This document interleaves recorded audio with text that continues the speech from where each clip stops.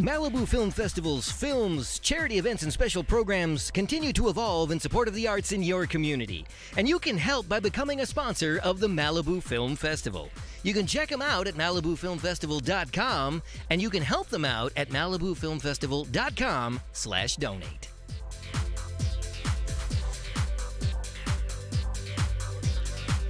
All right, so this is Around Midnight with the Local Boys. Again, I am Joe Carbonetta. I am joined by Chevelle Devine and Todd Fluker. We are live for Friday, July the 27th, and you can give us a call at 951-356-6882 or join us on the Facebook chat, because that's the only way you'd be watching us right now anyway. See how that works? And you can always... It sounded really complicated. You can get a hold of us you can tweet us at Joe Carbonetta, at Todd Fluker, at Chevelle Devine. We'd love to hear from you, so write us, do something. Like us, share us, friend us, tweet us, do all kinds of stuff. Do something. Do something, that's it.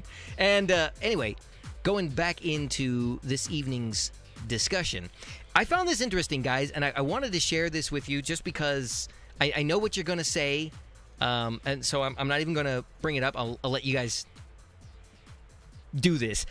A new study has concluded that people over the age of 30 tend to stop seeking out new music, and they suffer from what they're terming musical paralysis. That happened to you when you were like 12. See, I knew it. I was waiting for it to come. And so anyway, yeah, I find this very interesting that they concluded this, by the way, was a very, very small poll. They spoke with 1,000 Americans to figure this out.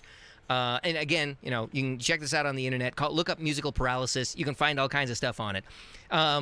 Interestingly enough, they determined that people do the most to seek out new music at about the age of 26.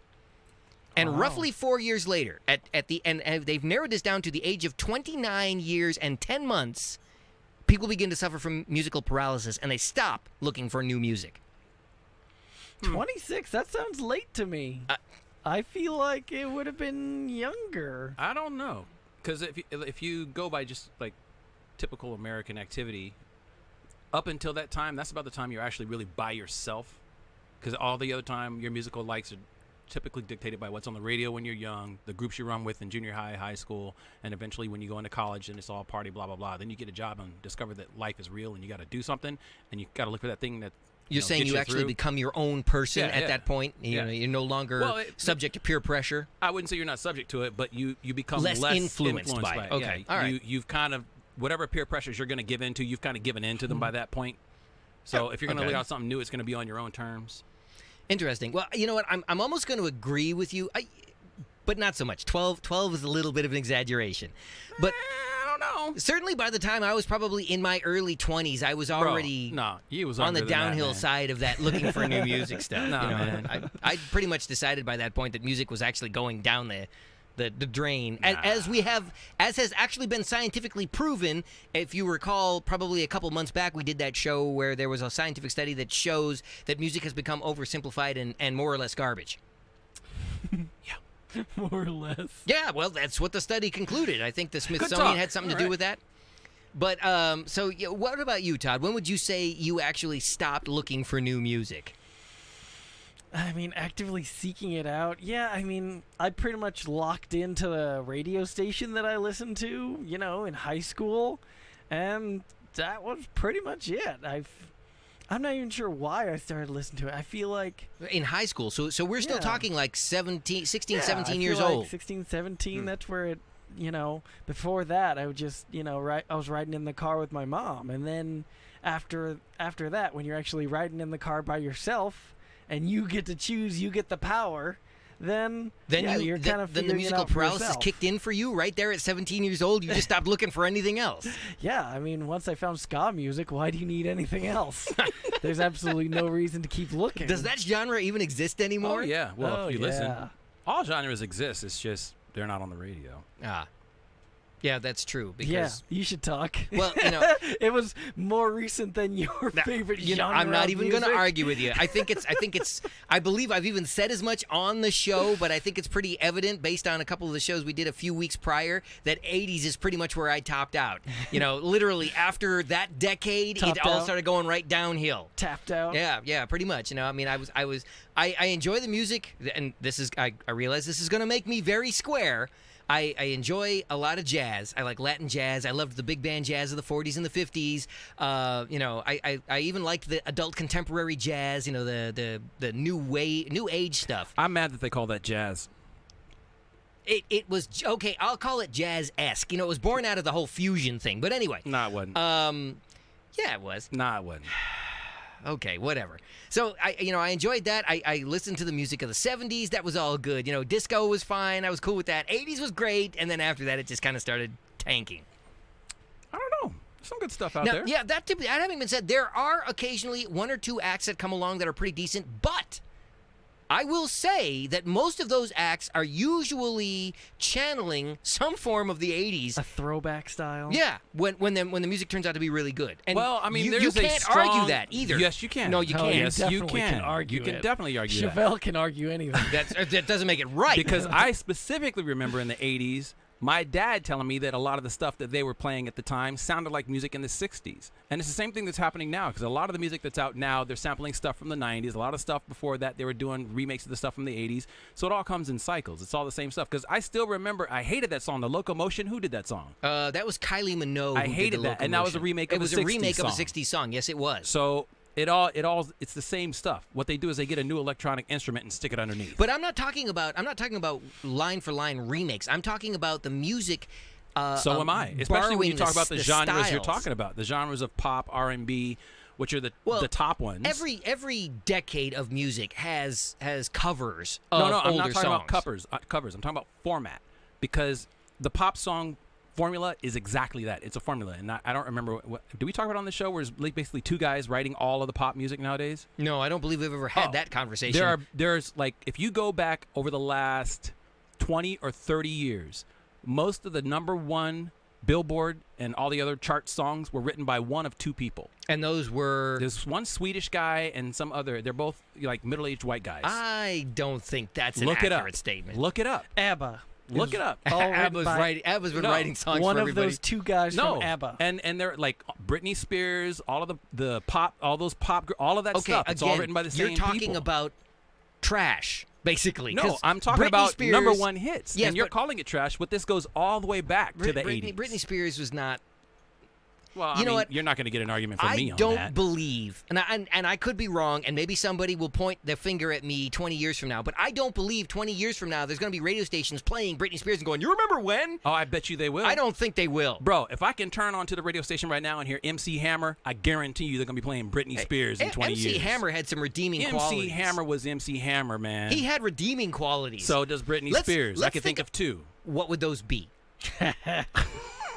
Because let's think about this. MC Hammer actually ended up going bankrupt because he was trying to pay it forward all of the guys that he grew up with who came from Oakland. no means. Yeah, basically, when he made it big, he didn't forget where he came from, and he ended up bankrupting himself in the process. Britney Spears, on the other hand, had to shave herself bald because she was afraid her ex-husband, who was also a nut job, was going to call her out on her drug habit and have her kids stripped from her. Every song. Come on, are you Every so you're song saying you that there love were was no written by the drug same addicts two in the guys. 80s? Because how many of the we're artists talking that we're about talking MC, about? You cited MC Hammer. We're talking about MC Hammer wasn't a drug Hammer addict. is also the guy who, when Sinead O'Connor refused to sing the national anthem, at a performance here in the United States, said, "Go back to your own country, and I'll buy you the plane ticket," and he did. Good.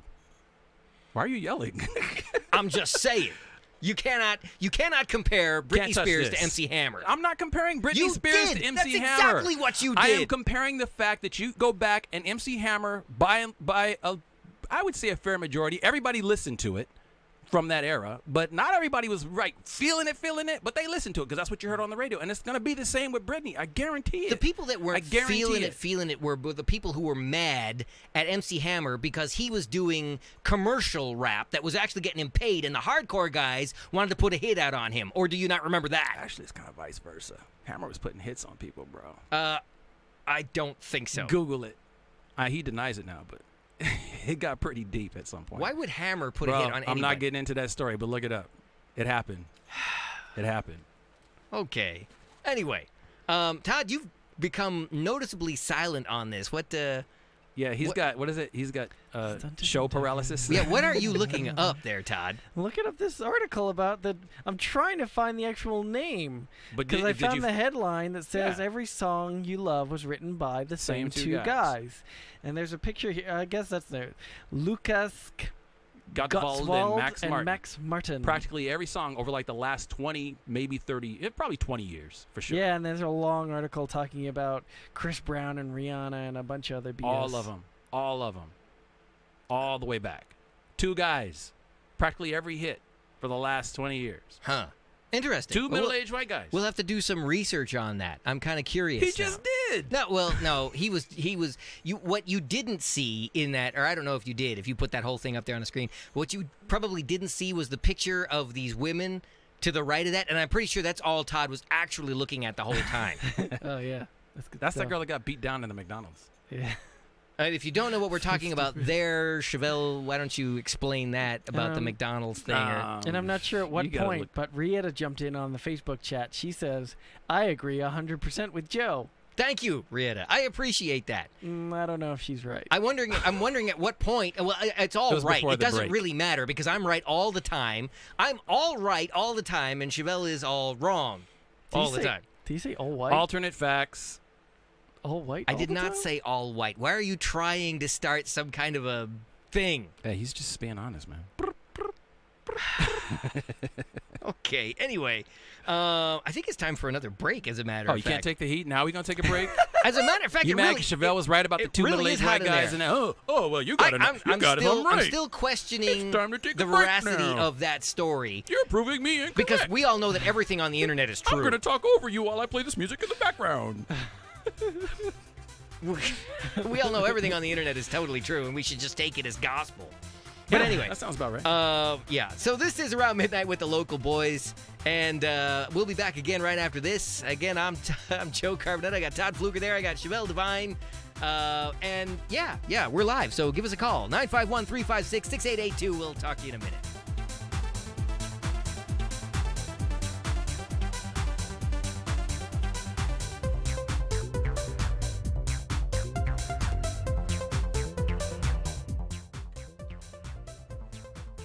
Around Midnight is a production of Mixified Media Solutions.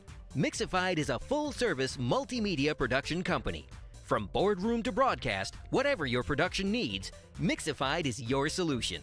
Go to Mixified.com, that's MIXAFIED, or call 951-356-6882.